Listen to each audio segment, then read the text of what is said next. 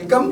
ہم سب اپنے ناظرین کو خوش آمدید کہتے ہیں. میرا نام محمد وسیم ہے اور میں ڈائریکٹر ہوں انٹریکٹیو ریسورس سینٹر میں. اور ماٹی انٹریکٹیو ریسورس سینٹر کا IRC کا ایک پروجیکٹ ہے جس کے ذریعے ہم آپ سے لنک رہتے ہیں, بہت ساری کہانیاں شیئر کرتے ہیں تاکہ ہم جان سکیں ان ایشوز پہ جو آپ کے ذہنوں میں ہیں, جن کے جواب آپ ڈھونڈنا چاہتے ہیں اور جن کے متعلق آپ کا جاننا ضروری ہے as a citizen of Pakistan. تو آج میں بہت خوش ہوں کہ میرے ایک دوست, بہت عزیز دوست جو کہ ایجوکیٹر ہیں, سیوک ایجوکیٹر ہیں, اور اس کے علاوہ ان کا ایک پارلیمنٹری ریسرچ گروپ کے ممبر ہیں, وہ موجود ہیں. تو ہم ویلکم کرتا ہوں ظفر اللہ صاحب کو. Thank you. میرے لیے خوشی کی بات ہے کہ آج آپ سے بڑی اسٹرکچرڈ گفتگو ہوگی. جی. تو جی ہم سب سے پہلے ایک سوال جو ہم سب کا ہے کہ جی ہم سب کئی دفعہ بات کرتے ہیں کہ جی شہریت کیا ہے, شہری کون ہے, سٹیزن شپ کیا ہے. تو ظفر صاحب پہلا سوال تو آپ سے یہ کرتے ہیں کہ جی ذرا بتائیے کہ سٹیزن شپ کے متعلق ہمیں بتائیں کہ سٹیزن شپ کیا ہے.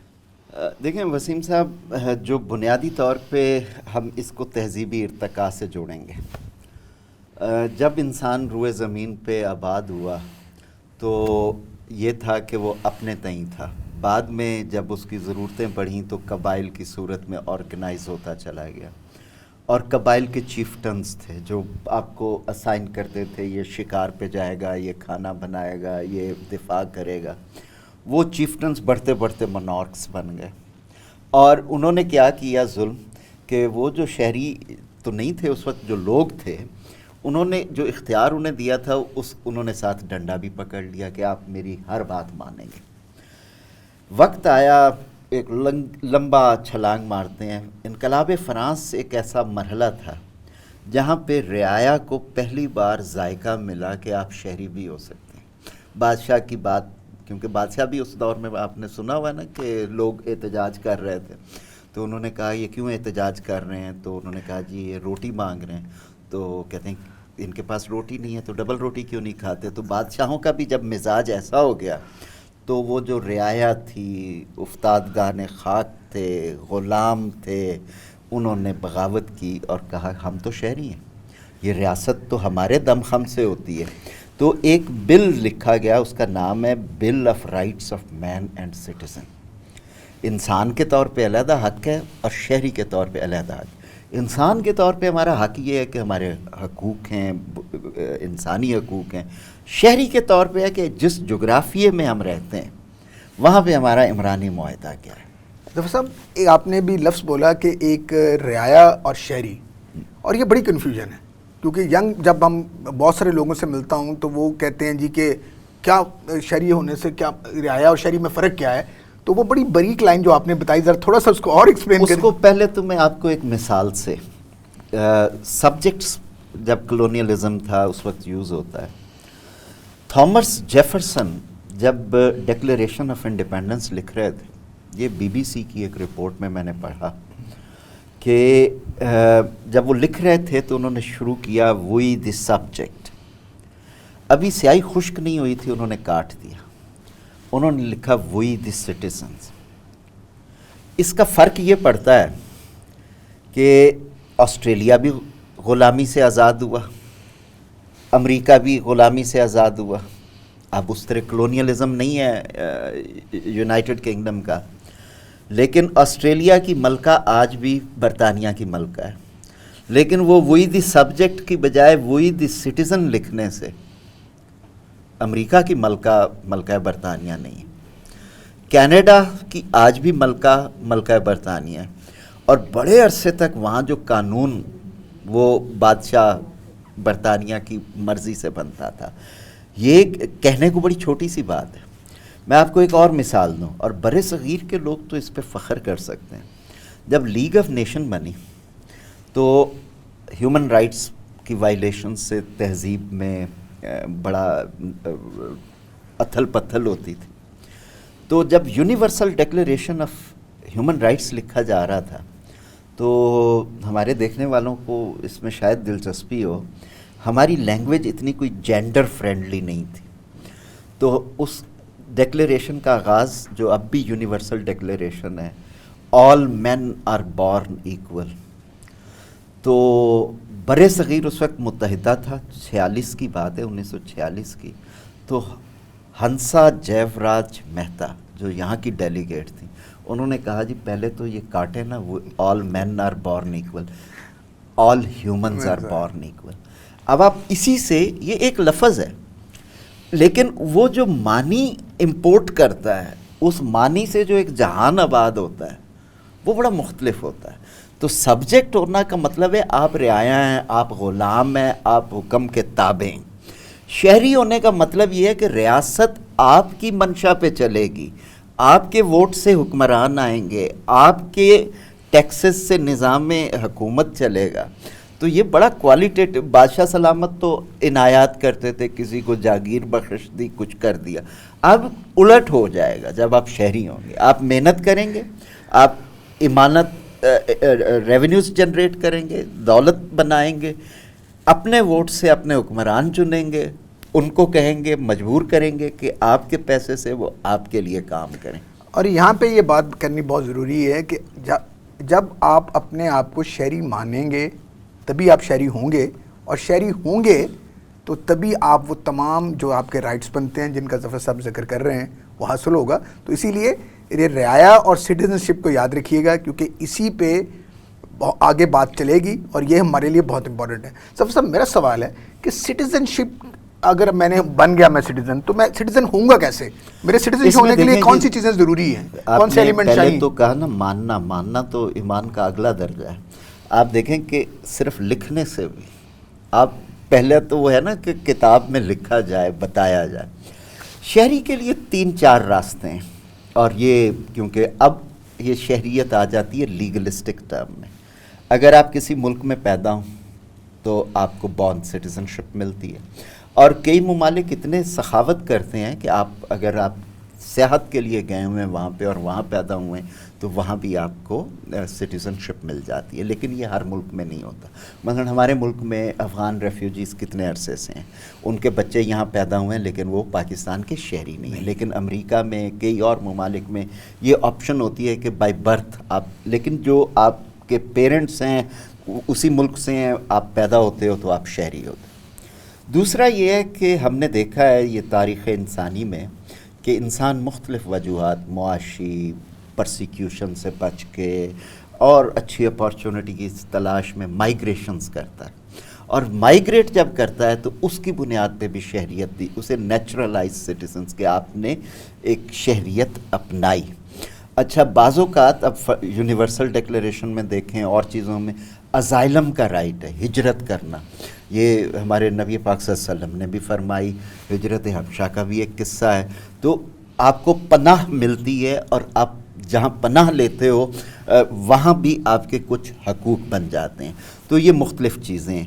اچھا، دنیا میں کئی ملک ہیں جو ڈبل سٹیزن، ڈیول سٹیزن. ہمارے ملک کا برطانیہ کے ساتھ معاہدہ ہے کہ آپ بیک وقت 2 ملکوں کے بھی شہری ہو سکتے ہیں، لیکن پھر اس کا آپ کے حقوق کے اوپر تھوڑا سا فرق پڑتا ہے. مثلا اگر آپ کسی اور ملک کے شہری بن جائیں اور ہمارا اس کے ساتھ معاہدہ ہو تو آپ یہاں کی سیاست میں اس انداز میں حصہ نہیں لے سکتے ابھی تک. تو شہریت کے یہ بہت سارے راستے ہیں. لیکن ایک سوال میں اور اس ساری صورتحال میں کہ کیا بائی برتھ آپ سٹیزن ہو تو آپ کو مساویانہ حقوق ملتے ہیں؟ یہاں سے شہریت کا مساویانہ تصور آتا ہے.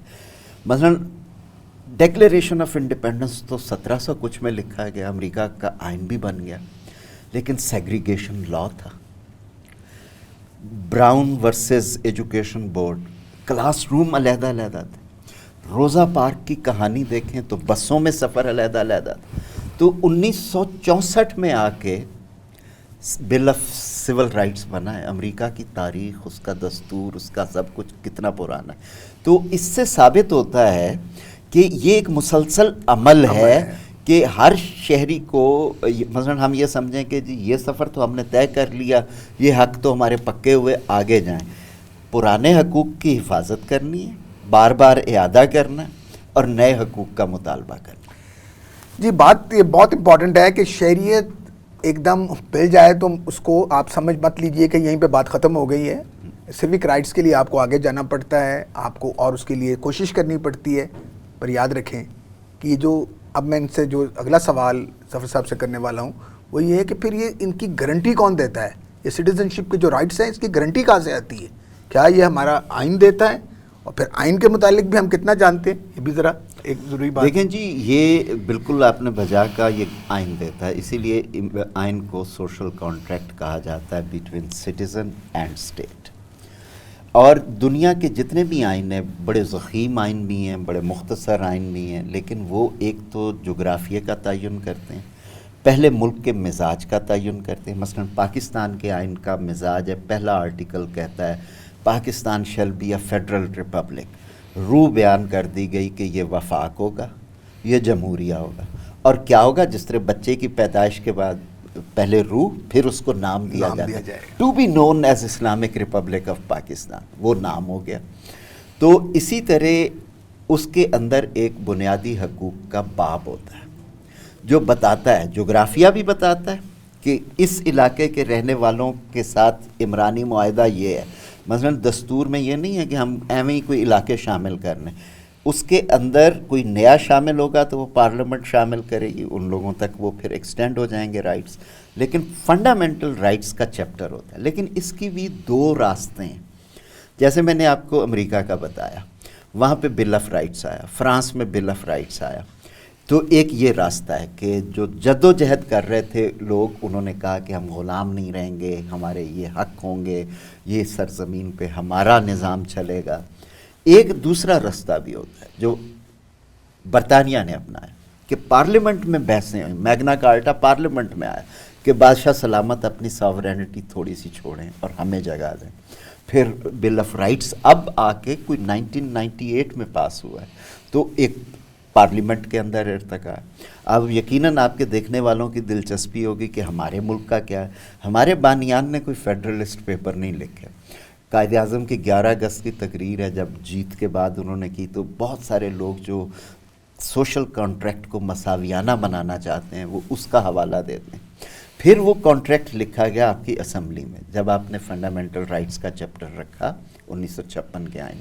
62 کے آئین میں آپ نے نہیں رکھا پہلے ابتدا میں، حالانکہ ایک ہی بندے نے لکھا تھا، لکھ سکتے تھے لیکن انہوں نے نہیں لکھا. تو اس وقت کی سیاست نے کہا کہ بھلے یہ ڈیموکریٹک ڈسرپشن ہے لیکن فنڈامنٹل رائٹس کے بغیر تو ہم شہری ہی نہیں ہیں.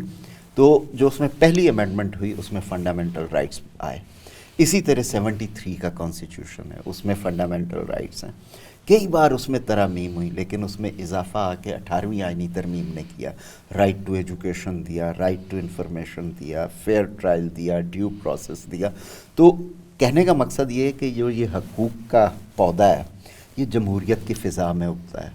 یہ آمرانہ ماحول میں نہیں، وہاں تو بلکہ سبجیکٹ اور غلام اور کنٹرول کا ایک سلسلہ ہوتا ہے. تو یہ پھول کھلتا ہی، یہ بیج اگتا ہی صرف جمہوریت کے ماحول میں.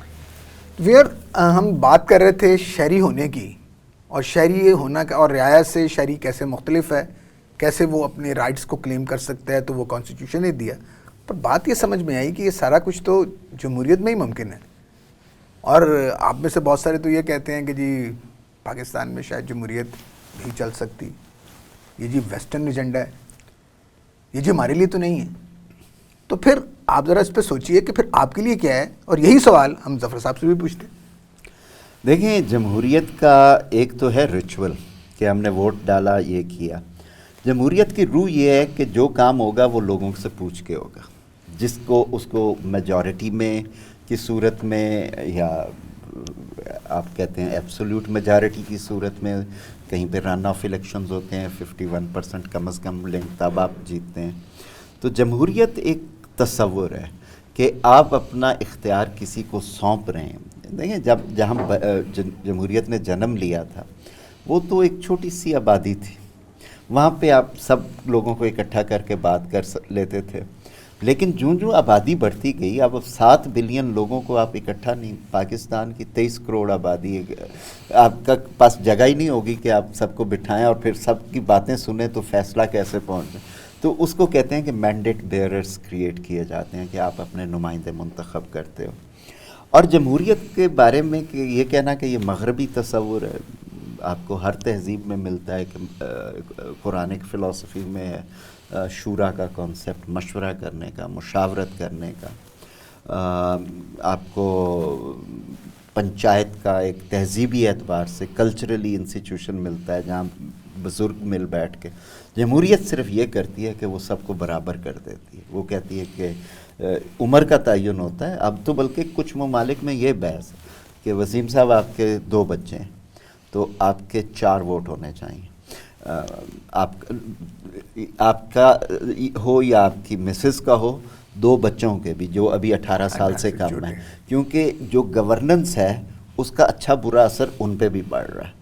تو لہٰذا آپ کی رائے اس حساب سے ہونی چاہیے جتنی آپ گورننس کنزیوم کر رہے ہیں, جتنے لوگ ہیں آپ کے. تو یہ اس میں انوویشنز ہوتی رہتی ہیں. لیکن جمہوریت کا مطلب صرف یہ ہے کہ جو بھی کام ہوگا وہ جو شہری ہیں وہاں کے ان کی رضا سے ہوگا, ان کی رائے پوچھ کے ہوگا. دیکھیے یہ بات بڑی واضح ہو جاتی ہے ویور کہ جب ہم بات کرتے ہیں کہ اگر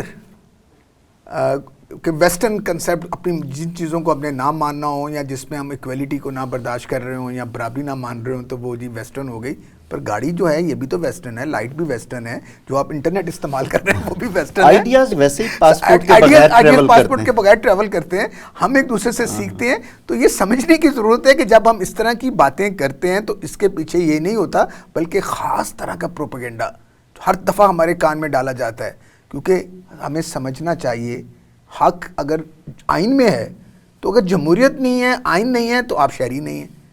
تو یہ شہریت کو بچانے کے لیے, اپنے آپ کو بچانے کے لیے بھی آپ کو اس کا ڈیفینڈ کرنا ہے. اور جیسے کہ ظفر صاحب نے ہمیں بہت ڈیٹیل میں بتایا ہے کہ یہ ایک کانسٹنٹ عمل ہے, ہمیں خوب سے خوب تر کی تلاش کرنی ہے اور کہیں رکنا نہیں ہے تاکہ تبھی آپ ان چیزوں کو لے سکیں گے.